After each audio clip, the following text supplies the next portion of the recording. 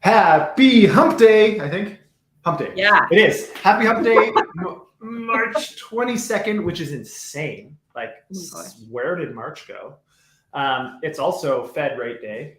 In about an hour and a half from now. It's usually when we get some sort of indication if it hasn't been leaked prior to that. So that's exciting. Anyways, JD Gagnon here, as always.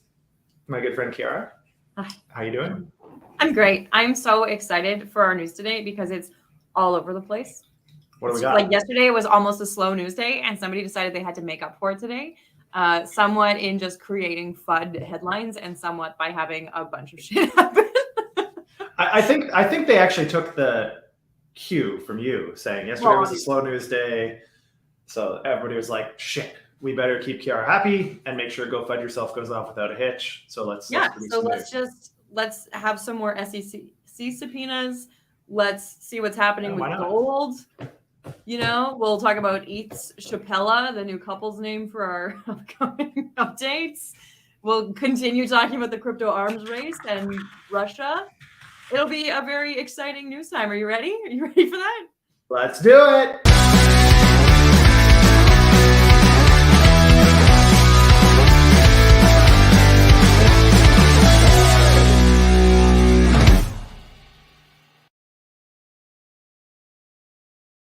Welcome back. I always find that I'm like kind of dancing. Like I need long hair for that video, the stinger video. We'll get you one of those like Wayne's World wigs. You need to be able to like headbang. Wait, yeah, like a little bit business in the front and complete party in the back. But the hair might cover your logos, your merch logos. The merch logo. That's a good segue into the merch. Shout out to our friends at Dragonfly Capital today. Good friends, Hasib and Tom. Anyways, yeah, great shirt. Where'd you get that one? Did they mail it to you? They did, actually. They did mail it to me. Now, I can't claim that it's because they saw this yet, because they mailed it to me before this pod existed. But if that's any indication of what other brands can do, you can do it. You'll get your merch. A DJ can dream. Merch spotlight. You know what? I've always wanted to be a model, and I've got a face for radio. So I figure, I mean, this is my only shot. This is it. This is my chance to be a model, and I'm going to take it. So here we are. Anyways, all right. What are we talking about first? Bitcoin, gold, Bitcoin. What do you think? Which is going to be greater? Depends on when. And I mean, the thing about gold is it's about the same as Bitcoin in terms of people assign value to it because they assign value to it. It's a metal. Yes, it's somewhat scarce. But, people assign value to it. It's been historically for centuries and centuries and centuries, a store of value and a means of transacting and so on. And then, of course, we moved off the gold standard. It was also the asset that backed the US dollar for the longest time in almost every other type of currency.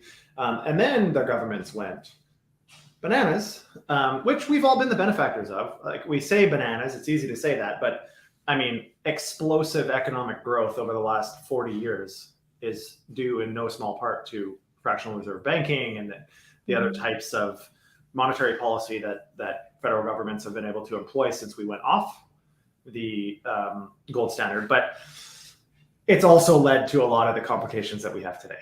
I mean, if we were still on the gold-backed dollar, we probably wouldn't have these. Well, not probably. Can we be on a Bitcoin-backed dollar? Is that the future?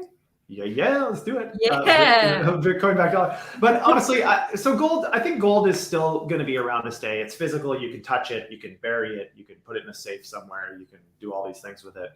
I think it's still here to stay. It's still a precious metal. It still is somewhat scarce. There's only so much on the planet that can be mined, and they know roughly how much that is. So it creates some version of value. As always, I like to look at these articles with my FUD critical thinking lens. Sure. And there's a big article that you can find on the Daily Hodl. We'll link it after. And of course, there's other articles you can find. But what I thought was really interesting is that they took a lot of these quotes out of context. Yeah. And so they bolster at the beginning of the article that Bitcoin is going to be worth more than gold. It's going to be more useful than gold. Gold is dying. And then super cycle, yada, yada. Yeah. Critical to the Daily Hodl. I appreciate you guys for also clarifying at the end of the article that McGlone actually says that he thinks they will work in similar ways and people will own both equally, and not quite so FUD-y. That's the actual article. Is that they're probably gonna work in harmony. Some people use one, some will use the other. Maybe they'll diversify between them to a certain extent because you don't really know which one's going to go which way. There's some obvious disadvantages to gold relative to Bitcoin and vice versa, right? So I mean, obviously, are you saying that Bitcoin's not about to super cycle? I don't know, man. Actual advice? No, I'm not. Surely not. I'm definitely not confident enough to put $1 million on the line or 2 million. But anyways, I do think for sure that if it's a fairly large, it's a fairly large vertical, gold and other precious metals, $11+ trillion relative to crypto, and in particular Bitcoin being less than $500 billion. Actually, I should confirm that. Bitcoin is a little over $500 billion. Didn't want to misstate. But anyways, I mean, there's a lot of room. There's a lot of room for Bitcoin to grow, even in the absence of gold shrinking per se. I don't suspect that people that are already holding gold are going to jump over and start to hold Bitcoin. But I do think that there's only so much gold in the world. And if, in fact, people are worried about meaningful hyperinflation in many of the world's major economies, they have to find something. And so there's going to have to be a few more assets that are considered stores of value than just gold or just Bitcoin, because there's just not enough capacity. The prices will go, which is what a lot of these people are kind of suggesting may happen, is the prices will just go absolutely bonkers, which is fine, except a lot of people are going to lose their shirt trying to jump on the bandwagon. Which is kind of what I'm worried is going to happen with ETH. Great segue. So the time for ETH is here. The Ethereum Shanghai update has been set for April 12th. That news is a few days old. You probably already heard that. But there are quite a few articles coming out about what is going to happen when that comes up. Of course, this is all conjecture. Some of it could be learning from other forks and merges and blah, blah, blah. But people believe that there's going to be a huge ETH super cycle as well, because 12 million is going to, 12%, 14% is going to become unstaked. Yeah, so this is like an interesting one. If you think through it like logically, in my opinion, don't make me do that. The fact that it's locked currently means that it can't be sold currently. So the fact that unlocking it and putting it back into circulation, if people unstake, which I don't think everybody's going to unstake. There might be a few people, arbitrageurs, that purchased, the liquid staking tokens that are now needing to complete this, complete their arbitrage. Fine, there's going to be some of that, but I mean, to think that it's going to lead to a super cycle, I think doesn't seem to add up to me. There might be other reasons that it'll lead to a super cycle. The fact that it is now fully functioning as proof of stake, and the transition has been done. Maybe people are more confident in that, and there's continue the burning of ETH and so on to eventually reduce supply. That's all exciting, but I mean, this is not going to be a supply shock. The supply's already there. They're not minting 15% new ETH tokens. It's tokens that already existed. They've just currently been locked. If anything, I would think that this unstaking could cause maybe a temporary decline in values, because there are some people that are going to want to sell and get their capital back. Maybe there's probably some people that staked well before the bear market and now need access to any assets they can get for a million reasons. So who knows? I guess all of this to say that these headlines are pretty they're pretty bold, I think, relative to what's actually going to happen. I don't think anybody really knows what's going to happen, but this one is to me is just super confusing. I don't see how unstaking all the ETH could lead to a super cycle as that being causation for an ETH super cycle. Maybe if you zoom out a little bit and say, the conversion to proof of stake being completed or meaningfully completed is maybe a reason that everybody's going to go gangbusters. I'm just not super convinced. I'm a huge fan of ETH. I think ETH is here to stay. I'm not a maxi in that sense. So this one was a really interesting one to research, actually, because there are so many people. I didn't find any negativity about it. Nobody was like, people might leave their staking the way it is and everything will be fine. People are only hyping it, right? There's only this excitement that it's going to go to the moon. Price predictions are anywhere from between $2,000 and up, like $20,000, which we all love. But I often wonder and worry about articles like these ones about Bitcoin being on a super cycle, or like, oh, this is going to come unstable and we're going to get these crazy price pumps. Is people who are going to lose their shirt, people who are sure and they get caught up in the hype, or they're trying to enter the market and they don't know anything about DeFi and altcoins, so they enter on Ether BTC and then it doesn't do that. Well, and the problem here is like, this is the same thing with like airdrop farming or trying to play when an airdrop happens. There's so many factors that go into it. Like you can look at the historical examples to try to get a basic idea of kind of human nature in these environments, but they're not always consistent, so you really don't know. And there's a whole bunch of people that have strong conviction in one direction or the other generally. And people will be longing with leverage, people will be shorting with leverage, which exacerbates the problem significantly if there's a whole bunch of shorts and it continues, or sorry, a whole bunch of longs and it goes down, and it liquidates all those longs, which causes it to go down further, which causes it to liquidate more lower leverage longs. Like anyways, it can be somewhat unpredictable, well, completely unpredictable in many ways, and it can be violent. Like it happens really quickly. And so strong word of caution to anybody trying to play it. I have no idea where it's going to go. Anybody that tells you they know where it's going to go is probably lying because they don't know with certainty. And just be careful. I mean, honestly, just be careful if you're going to try to play these things. Risk management is always key. Yeah, DYOR and reading a hype article is not research. True, right? Very true. Before we move on from ETH, I have to talk about this. So essentially the execution layer is called Shanghai and the consensus layer is called Capella. And so apparently the colloquial name for this Shanghai update is actually Chapella. And I don't know, I feel like if we're doing that, if we're giving couple names to network upgrades, I feel a little bit too National Enquirer. Brangelina. Isn't that what you said earlier? We were talking about this. This one's kind of funny because all I think about is Dave Chappelle. So I think that the natural spokesperson for Ethereum must become Dave Chappelle. So that's my. And like, I'm all for compound words. I love the Germans and the Welsh. The longer we can make that word, the better.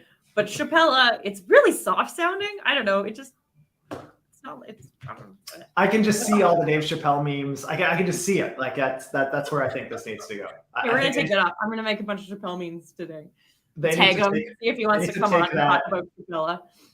The ETH Foundation needs to take that from us, from Go Fund Yourself, and get on it. Let's figure out what an engagement with Dave Chappelle looks like. I think it's a good idea. All right, I'm hungry. The next big one. Stay cool as a cucumber. They're doing it. They're doing a good job of it. They're staying cooler than I would, at least publicly.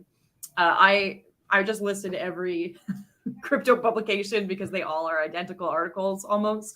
If you find other news about this, please share it with me. I would love to read anything other than the same 200 words about this particular happening. But essentially, the SEC has served both SushiSwap and the CEO of SushiSwap, Jared, which is, we don't know what for. Actually, I couldn't find any information about what the claims might be or anything like that. But of course, I'm not sure that they have to provide documents. Generalized documents is the reporting. I'm not sure that they even know what it's for, to be honest. I, knocking on wood, have not received any SEC subpoenas, but I have seen some that other people have received that I know closely. And they aren't, at least the ones I've seen, don't say why. They just say, we want to speak to you. We want to have these, and these documents. And it'll say, with respect to an ongoing investigation or something. And so like, is that investigation into us or is it into someone else? Or so anyway, Sushi interesting. I figure, I mean, it's easy to say in hindsight. I figured it was kind of only a matter of time. Sushi has done some things that many other platforms haven't in terms of like, just revenue sharing and some of these other things. But they also have not done a lot of the things that others have done in terms of like public sales of tokens and all these other things. So some Reddit hypotheses were about it being related to FTX and the Fed's trying to build a case surrounding FTX.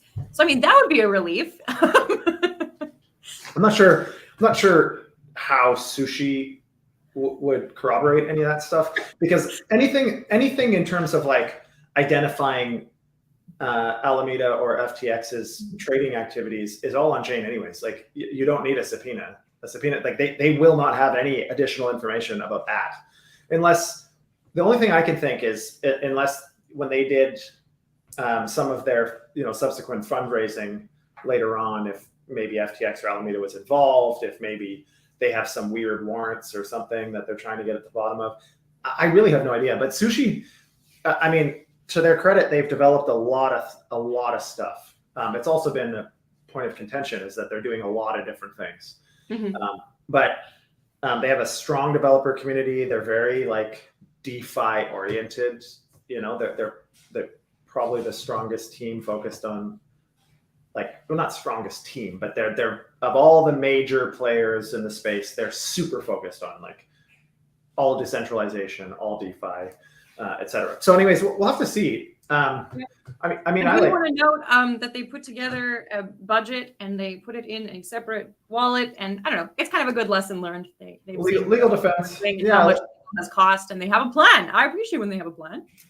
Legal defense fund, which is cool, and they seem to be pretty cool about it and calm and collected. I mean, it can't be a nothing burger if they've announced it publicly, because a lot of this stuff you might not necessarily announce publicly. I don't know. It's leaked or something, right? Yeah, who knows? But I mean, the legal defense against any if they were to end up in litigation with the SEC, which they must believe is going to happen, because why else would they put up a legal defense fund? If it was just a request for information, they might not be thinking that far ahead. But I mean, again, just using Ripple as an example, they're into the multiple hundreds of millions of dollars in legal fees, just fighting the SEC. So hopefully that's not the case, because Sushi doesn't necessarily have free cash that much free cash without completely crushing the protocol. So another one of those like interesting, enforcement or regulation via enforcement as opposed to policy here. No one really knows why.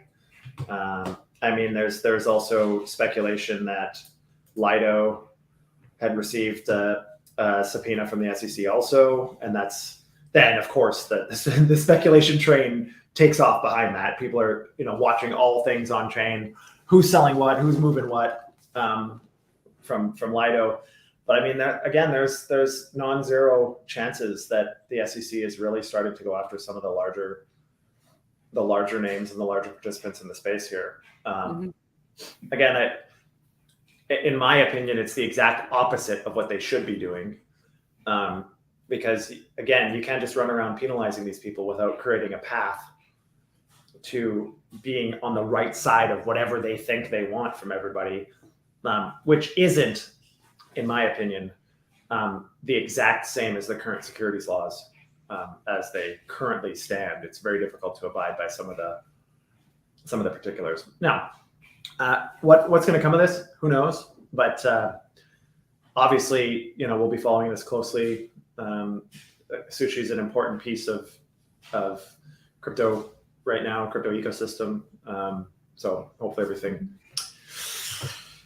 everything works out. I don't know. I guess we'll find out. So my favorite topic of every day. Boy, this is a good one. I like this one. This is the crypto arms race, which is my term, and I'm dubbing it. I stayed up way too late last night thinking, should it be Web3 arms race? Should it be blockchain arms race? Which on-chain arms race? It's crypto, because that is the hot topic. Even when we are regulating other blockchain things, it still comes up on crypto news.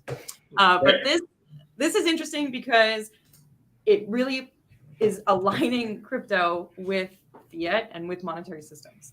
People are I don't want to say finally, because yes, educated people in the crypto space have been looking at what's happening in the general economy for a long time and how that might impact their crypto. But I see a lot of people, especially in DeFi, who believe that they're fully segregated from that and that it doesn't really impact them. And so I like seeing this in crypto news, even though it isn't specifically crypto. But essentially, Russia loves China. And this is a huge world order turn. Russia has tried to have closer ties with America for several years. Russia has tried to not piss off China, but also not be too close to China. And recently they changed their mind. I think it was 3 or 4 days ago. It was announced quite publicly that they will be backing China in really big ways in terms of trade and what have you. And now Russia is using the yen. And they're actually not. What's interesting about this too is yuan. Yeah. My apologies. Yen is Japan. No, I know. I thought it would be a similar pronunciation. I should have looked it up. Embarrassing. But what is interesting about this too is that they aren't specifically using the digital yuan. They're just backing the actual fiat right now. So what is that going to mean for crypto? Like, how does this kind of change? And are they going to start collaborating on other innovations? Is this what's going to make them the leaders of the metaverse? That's what we suggested. But actually, could this change kind of the world order of that crypto hub, right? Yeah, I mean, there's always a possibility. I think what it ultimately comes down to is where are the assets going into crypto coming from? And currently, I mean, the greatest asset bases in the world are not in crypto, and that invest in many global products are generally not China and Russia. So the fact that they're partnering up, in my opinion, and if they become a world leader in at least their currency, the yuan, I'm not sure that that's going to immediately deem them the leader of the crypto arms race. What this does mean, though, is that the US dollar, the petrodollar, as the world's reserve currency, is becoming on greater and greater shaky ground at the moment, because they are settling now China, Africa, Middle East, Russia trade deals with the yuan, as opposed to the US dollar, which was always the world's reserve currency. Well, not always, but has been for my lifetime and longer. And so this will be interesting. It'll be interesting to see how the strength of the US dollar responds, which indirectly affects crypto, because if the US dollar has problems, then arguments could be made that crypto could be seen as a safe haven. Arguments could also be made that there's a lot more uncertainty, and domestic institutions are just like, okay, we need to take a step back, figure out our banking relationships, shore up our revenues, cut our costs. Let's just make sure we can survive whatever storm is about to come. So it'll be interesting to see. I mean, they obviously are suggesting that the CBDC in China will become a lot more viable, possibly, if world economies, start to use it as a part of this settlement. No one has suggested that actually is going to be the case, but realistically, I think that's a logical evolution of this, is that they start finding better ways, because again, transferring the yuan, how are they going to do that without a lot of SWIFT or international funds transfer platforms? They're probably going to have to come up with their own structure somehow. So it'll be interesting. That's also where we might see crypto enter, right? This is what I think is really interesting, is purportedly Russia is doing this to avoid sanctions, right? I mean, there's obviously a larger political move here to back China and change world order and so on and so forth. But if it's about avoiding sanctions, you might see some more large anonymous transactions on some of your favorite networks. Hard to say. I think it's also like, you got to think of the motivations of both Russia and China. And I mean, obviously Russia is in the middle of a war with Ukraine. No one really knows in the West what the hell is going on over there. Half the world's news tells you that Russia's just annihilating Ukraine. The other half of the world's news tells you that Ukraine is winning because of all the US support, so keep sending more money. No one really knows what the hell's going on. But what I do know is that there's a lot of people dying over there, and that Russia, without a major also nuclear power backing them, they were potentially in a weaker position relative to NATO and everybody else that is indirectly backing Ukraine. This totally changes everything.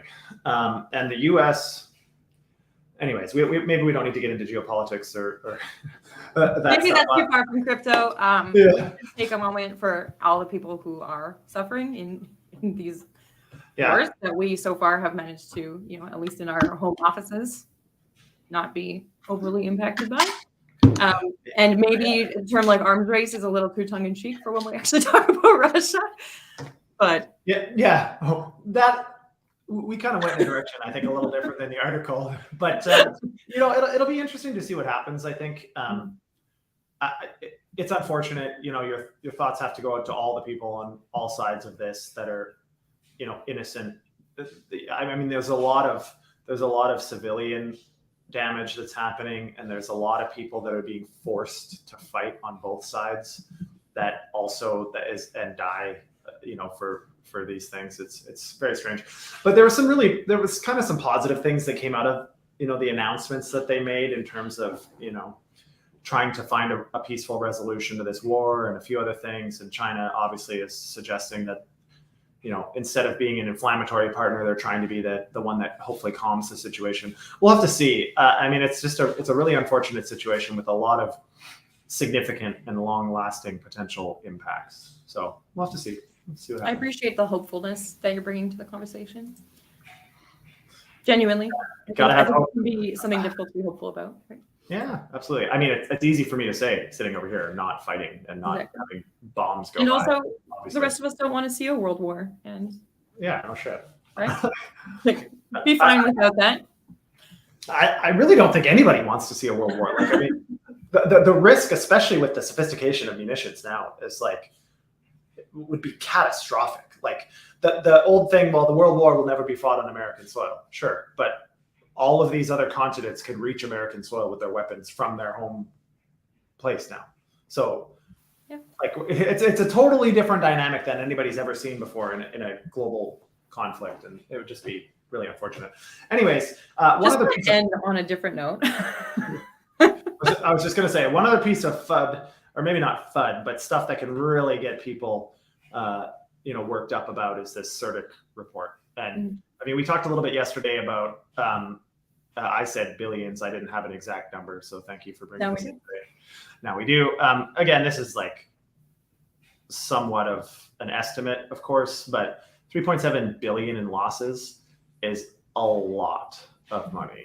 Obviously. I believe the article said that it was, it's actually a whole PDF. I'll send a link to where you can find it. CERTIC would love if you'd read it, obviously. But this is up almost double from last year, from 2021 to 2022. Yeah. And so, I mean, when people can't make money the comfortable way, then often a lot of these actors, turn to the less desirable ways of trying to extract value from the ecosystem. And this is how they do it.